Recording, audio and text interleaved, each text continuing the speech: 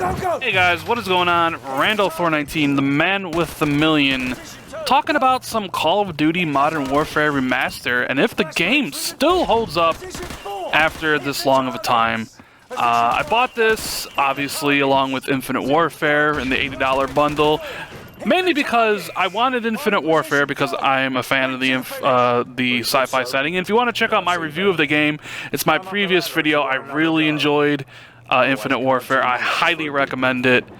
But this is about Call of Duty Modern Warfare Remaster, one of my favorite first-person shooter campaigns of all time, especially even the 360 era. I mean, Call of Duty Modern Warfare 2, they're up there for me with, like, the Halos and the Half-Lifes and things like that. Like, when this game came out, it revolutionized, you know, modern military first-person shooter campaigns, along with you know, the multiplayer. The multiplayer brought a revolution to multiplayer gaming, which we still see every single game.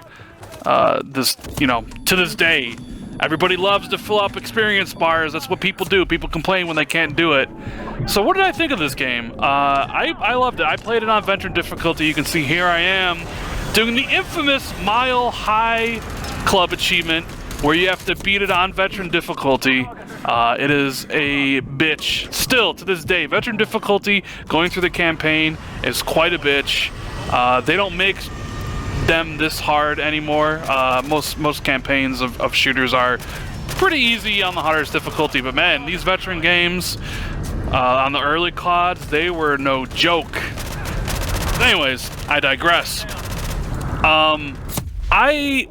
So I bought the game for $80, and I am perfectly happy with my purchase. In fact, I am really glad I bought this because not only is Infinite Warfare great, but this game still holds up after 9 years. It is still a very fun campaign to play through, even though you can see some of its shortcomings, like the storytelling, which I think Infinite Warfare does a lot better, is obviously not as good in this game. They use the loading screens to kind of like put you into place and stuff, and it's very much 10 years ago type stuff, right?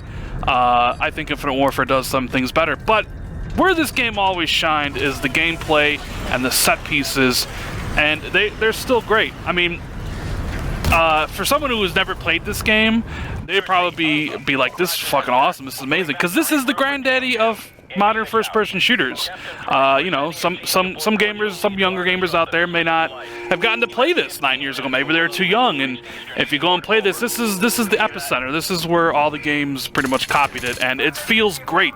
That's the best thing I can say about it. I had a great time playing it, even though I played it, you know, twice. Back in 2007, I enjoyed myself playing it yet again.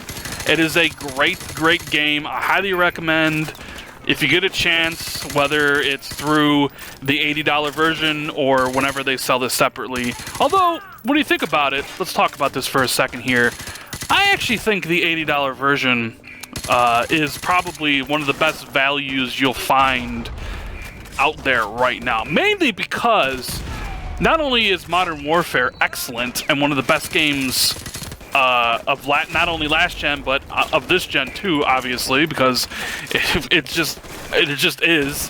I've kind of found some of the games this gen quite lacking, but because Infinite Warfare is great on its own at $60. It is absolutely an outstanding game for single player and zombie purposes. Don't come for me for a review on multiplayer, because that is not what I do. This is not what this channel is about. I'm pretty apparent about that, but for an extra $20, you get this fantastic, utterly incredible, not only single player campaign, but one of the best multiplayers, which I did play a lot of back in 2007, but I'm not interested in playing it right now. I think it's a no-brainer. I mean, $80 I think is an incredible value for this game. I mean, hell, if this is on sale at some point during Black Friday, if you could get this for $60 and get both those games, I'd say that's the best value going for any game this year. I mean, you get two games that are absolutely fantastic, and I mean, they did a great job with the port. That's all I'm going to say. I don't know who was primarily involved with the port, Raven or Beanox or High Moon Studios or whatever, but they did a fantastic job. The game feels just like it did you know, back in 2007, just with the shinier coat of graphics, right? I mean, the game looks great. So the close-up, when you get a close-up to the characters, they don't look as good, but I mean, it's a wonderful, wonderful game. I'm glad I bought the $80 version because both games are awesome. I mean, I know I kind of sound like a broken record here, but I want to stress the point that you can't go wrong for your money. Both Call of Duty, Modern Warfare with single player and multiplayer, and both Call of Duty, Infinite Warfare with multiplayer, single player, and zombies. That offers a lot of value for $80 and potentially even cheaper. So it's a good collection to get. I don't regret spending my money at all. Yeah, so with that said, the game holds up fantastically. I highly recommend it. So what is else on the table for me coming up soon? I just finished my first playthrough of Dishonored 2. Look for a review of that really soon. I'm doing a second playthrough. First playthrough I played as Corvo. Second playthrough I'm gonna play as Emily. I want to see how the game differs when you choose. That's why sometimes my reviews take a little bit of time, because I want to experience the game to the fullest. They offer 2 character sets, so I don't really want to review the game without playing both to see how the game changes. So that review will be coming up pretty shortly, maybe tomorrow. I started the Emily campaign. I mean, first impressions of the game is that it's pretty good. It's like Dishonored 1. If you like Dishonored, you've liked stealth games, you'll like this game. Also, I am also working on Rand's Roundup Part 2. I got a bunch of Xbox games I'll be talking about. It just takes a little bit of time, you know, with school and work and everything like that, to be able to put out these videos when, you know, I just don't have a lot of time. But yeah, there'll be a Rand's Roundup soon enough. So you can see all the recently released ID at Xbox games. Some of them are really good, some of them are really bad, as that kind of goes, right?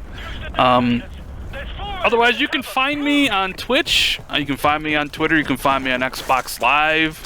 If you guys want to hit up the links in the description, you can follow me out there. I also host the TXR podcast, which is an Xbox podcast we do Monday nights live on YouTube, as well as we put up on iTunes and Google Play. Link is in the description as always. And yeah, I hope you enjoyed the video, guys. If you want to see some more content like this, or just let me know in the comments. I read everything. I may not always respond, but I do read everything. If you liked it, please hit a like. Sub for more content in the future, because once things get a little more normalized, I will be putting up content on a daily basis, which is, pretty much means more opinion pieces, more reviews, maybe even some more extra long content. I know some people have been asking me for it, and we'll see where it goes from there. So, yep, thanks for watching the video, guys. This has been Randall Thor19, and I hope you have a good rest of the day. Later.